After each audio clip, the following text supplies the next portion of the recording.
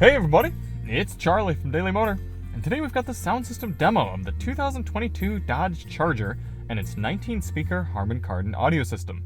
This is going to be an in-depth review. We're going to take a look at how the infotainment system works, take a look at audio adjustments, inputs, controls, speaker locations, then we're going to head out on the road and listen to these sample tracks while we're rolling, and I'll give you my thoughts at the end. Now, if you don't care about any of that stuff at the beginning, you just want to hear the music, click ahead in the video. We've got chapters to get you right to the tunes. And if you're tired of hearing the same songs week in and week out, sign up to become a Daily Motor member. There you can hear member-requested tracks, help support the channel, and hear a little bit more on each system. So if you're interested, check the join button or link in the description. Before we get started, let's hop out and take a look at it.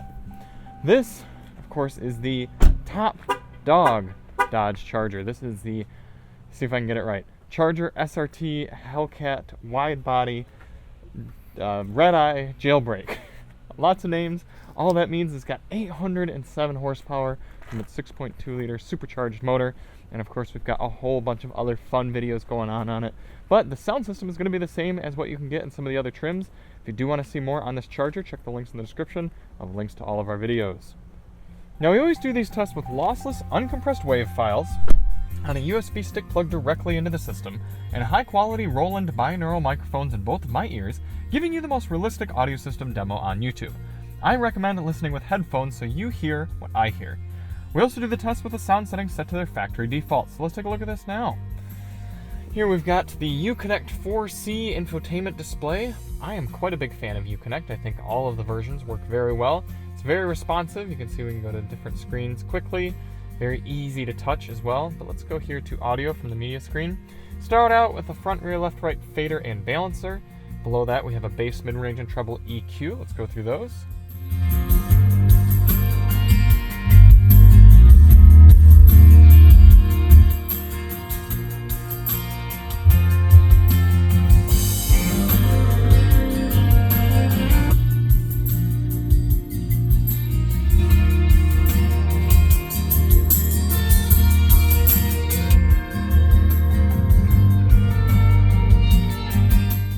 A lot of adjustment there, and you can see it's very easy to tap around and adjust things right where you want. Below that, we have a speed adjusted volume control. As you get going faster, the music's going to pick up in volume to make up for road, engine, and wind noise. Below that, a surround sound on and off adjustment. Let's go through that.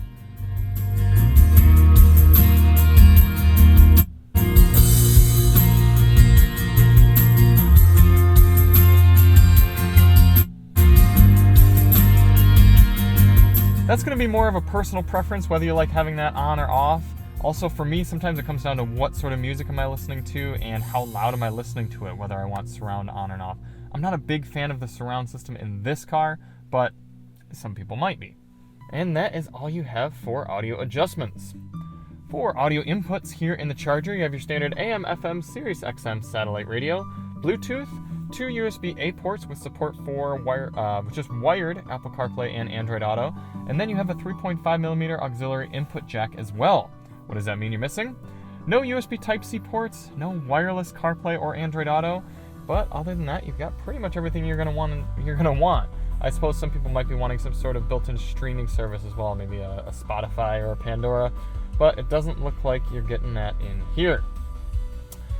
For audio controls in the Charger, you have a nice volume knob here. It's got good clicks, big rubbery knob, easy to grab for both driver and passenger. Then you have volume on the rear right of the steering wheel. For track selection, you can use this tuning knob here. If you're on the media screen, you can use the touch screen, or you've got track back and forth on the left side behind the steering wheel as well. You kind of have the paddle shifters above, and then below that, the controls for audio right there. Speaker locations. Now this one is a little bit strange because Dodge and Harman Kardon put a lot of these combo sort of mid-range tweeter speakers around the car. That's where most of this 19 speaker count comes from. I'm not a big fan of how these sound. They sound too high for me. I'm not getting a satisfying mid-range from them. I don't know if it's the design of the speaker, if the mid-ranges just aren't wide enough, big enough. I don't know what it is. But let's go through where all of them are. It took me a while to find just the right diagram to break down where all these speakers are. You'd think up here would be a tweeter, but no, it's just a little Harman Kardon badge. You've got a woofer down here, 1, and then up there 2, 3, 4, 5, 6, 7, 8 on the other side. Coming into the back, You have 9, 10, 11, 12, and then there's supposedly some woofers. I don't know if they're in the door or if they're kind of under the seat here. According to this diagram that I was able to find, there's supposed to be woofers. I don't hear or see any sort of woofer in the door, so that's why it took me a really long time. Not super confident in that, but that's where it says it's a 19 speaker system. So what were we at? 9, 10, 11, 12, back 13, 14, 15, 16, 17 for a big subwoofer back there, and then it would be 18, 19 with these invisible woofers that I cannot find. All right, well, let me get this stuff put away so that we can get out on the road and listen to these sample tracks at 70 miles per hour. Unfortunately, my high quality uncompressed audio did not record properly for the rest of this video, rest of the charger sound test. So feel free to listen to the rest of this, although, like I said, it's compressed, it's gonna sound weird. But to make up for it, I'm taking the songs that we had for our members only track, and I'm gonna put them on the channel here on DM Sound for all of you to listen to, not restricted to members only. So hopefully that makes up for it. So if you are really curious about how the charger sounds, check the link in the description. I'll put the members only test on there for you all to listen to some more songs moving in the car. Thanks, everybody.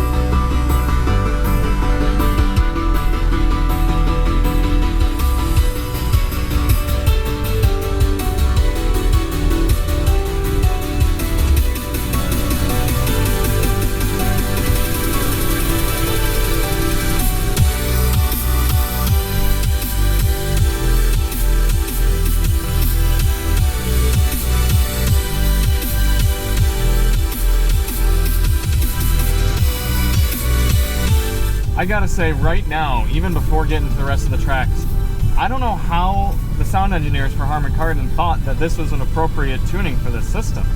This hurts my ears. It's blasting me with these super, super high ends. That doesn't sound good. I'm sorry, guys. I want to know what your rationale was, because I've never listened to a car audio system with 19 speakers from Harman Kardon that's tuned in this weird way. It's all highs and then rumbly lows from the subwoofer. There's no mid-range. And I know from testing with the members only tracks that you can tweak the EQ a lot and get it to sound a little better. So why this default sound setting?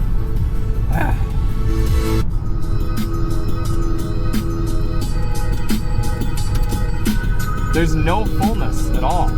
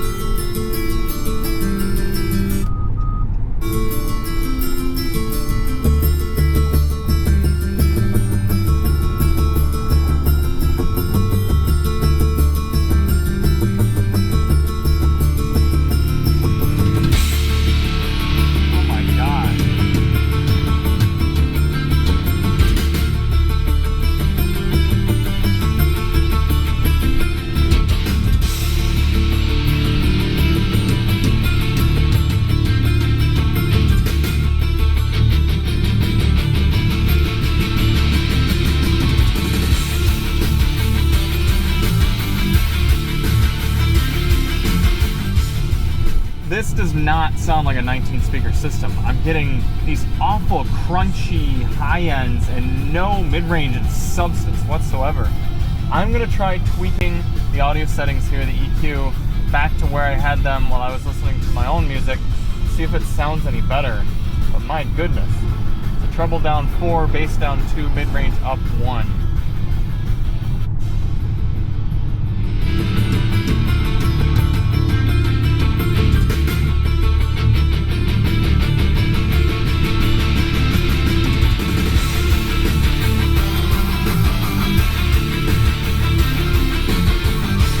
So it's a little bit better. We're getting a little bit more liveliness to the music, a little bit more of a holistic sound, but it is not great. I don't know why I need to be accosted with these super high, crisp notes.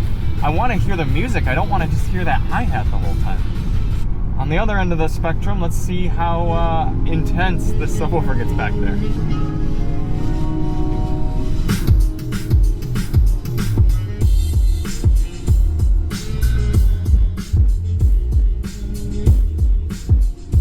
So yeah, that's got a lot of power. I'm getting mirror shakage. I'm feeling it. They definitely got the bass right. Just need to tweak where they're putting their money in terms of the mixing.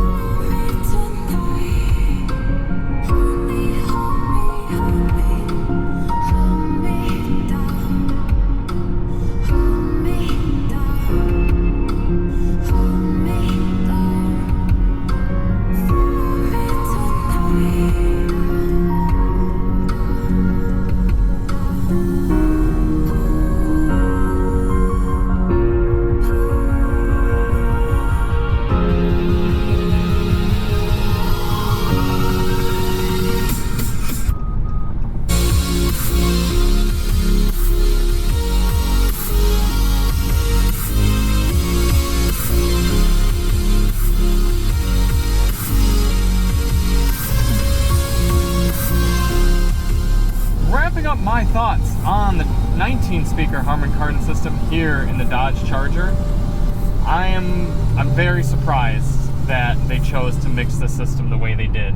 I don't think it sounds good. I really don't. In bass EQ, which is supposed to be how the sound engineers intend the system to sound, I'd be giving it a D. It hurts my ears. I don't enjoy listening to it. All it's got is a ton of bass and a ton of treble. I don't know if that's because of their decision to stick the only mid-ranges up against the windshields for the front here, and then the rest of them in the back. I don't know. It's very frustrating. However, I am going to salvage it up to a C- C rating, just because you can tweak the EQ quite a bit and get it to sound a little bit better, just manageably better. And there is a lot of power from the system coming from the subwoofer. Now, surprisingly, you can turn the sound all the way up and it's not overly loud. It's not a very powerful system. I think it's 545 watts, but not very well mixed. I'm sorry, Harman. I'm sorry, Dodge. I'm just very surprised. The last system that I had to tweak this dramatically to get to sound good was the 3 Series Harman Kardon system. So something weird going on at Harman Kardon with those final tunings. But thank you all so much for watching. If you do want to see more on the very cool Dodge Charger, Hellcat jailbreak here. Check the links in the description, and we'll see you on the next one. I'm Charlie from Daily Motor, and as always, drive on. I should also point out we recorded some members-only tracks on this, so if you do want to investigate more, check the link in the description.